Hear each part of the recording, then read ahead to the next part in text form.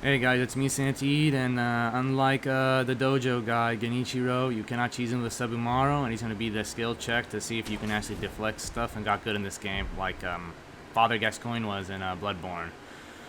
So I just want to say good luck to you all, because this took me a long while too.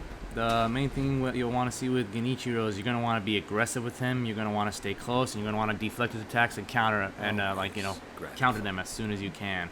In the beginning, he usually opens up with like a bow strike, and in this I deflect, what you can do is you kind of circle around him and get a free strike in. And anytime he does that leap attack in the first phase, he'll do a thrust afterwards, and this is where it'll really help to get good at Mikiri counters, because later bosses in the game will try to Mikiri counter too. And this combo of his is a little tricky to get in the beginning, but once you get the hang of it, you'll get easy. You'll like it because it's it gives you a bunch of easy deflects. As you can see, after those like one or two slices, you can just go for like a quick attack afterwards, but you got to make sure to time it like immediately afterwards. And then another thing you can do after that long combo with the Mikiri thrust is you can do the Shinobi axe like I do, or another thing I also did was I would do the charge thrust attack also you can get off if you start charging it like right after you can. As you can see, you kind of deflect, get a quick strike in. And like I said, the main thing is you want to stay near him, you want to stay close, because there's only going to be a few openings where you can heal. When you want to make it so you can heal, and there's only going to be like a few openings after you strike him. So, in his second phase, he doesn't really change that much.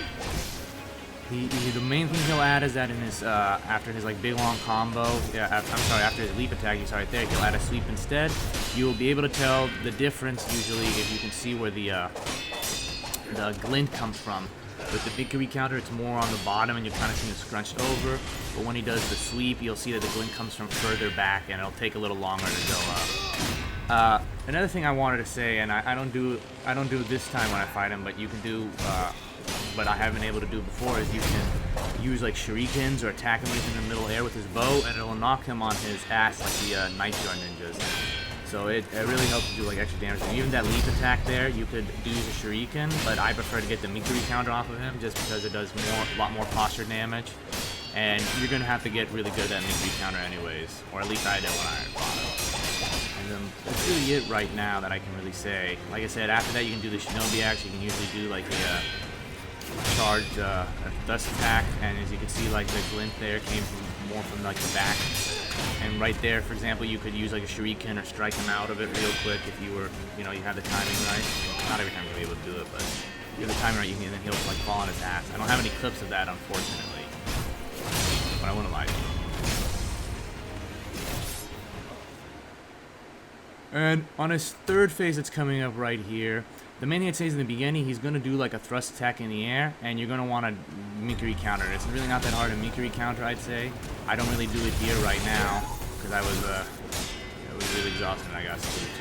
But he mostly has the same moveset. As you see, he'll add a couple of lightning strikes to the attack, and there are two things you can do. You can either usually dodge, like that strike, you can dodge like to the left, or you can dodge to the other ones, you can just like dodge backwards, dodge into. Like that one, just stay near him. So for the most part, he just adds a couple more lightning strikes and a couple of lightning strike attacks you'll see, and then he adds a new grab attack and a new thrust attack that you saw in the beginning, that one right there. And like I said, you really want to watch out. That grab attack kind of looks like the thrust startup. I don't want to mess you up. I'm doing bad. I'm not blocking, and so I'm not Mikiri countering that thrust when I could. But you are able to, and it's usually pretty easy.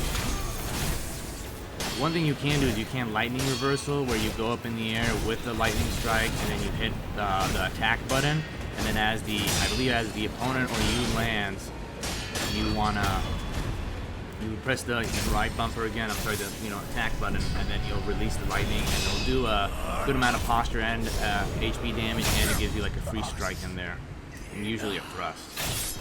And that's really it. Like in his third phase, it's just another phase. He just adds a couple more attacks, and there's the whole shock thing. I found that E-livers aren't really useful, but in the beginning of the fight, what you can do is you can use like a healing gourd or something to get like your attack or your posture, or Goken sugar, whatever, to get your stats up if you want to. In that period, it's usually free, and then you just walk backwards, and you can usually do a Mikiri counter right into his new air thrust attack. I hope that helps you guys, and keep watching.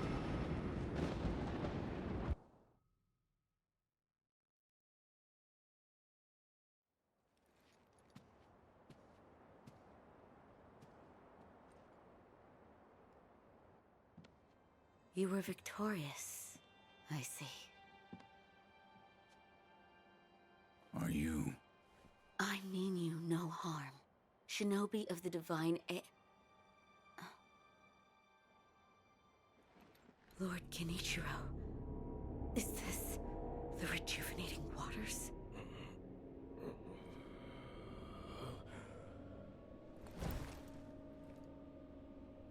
Ashina, this land is everything to me.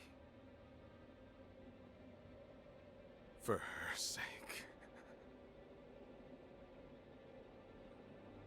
I will shed humanity itself. Resurrection. Yes.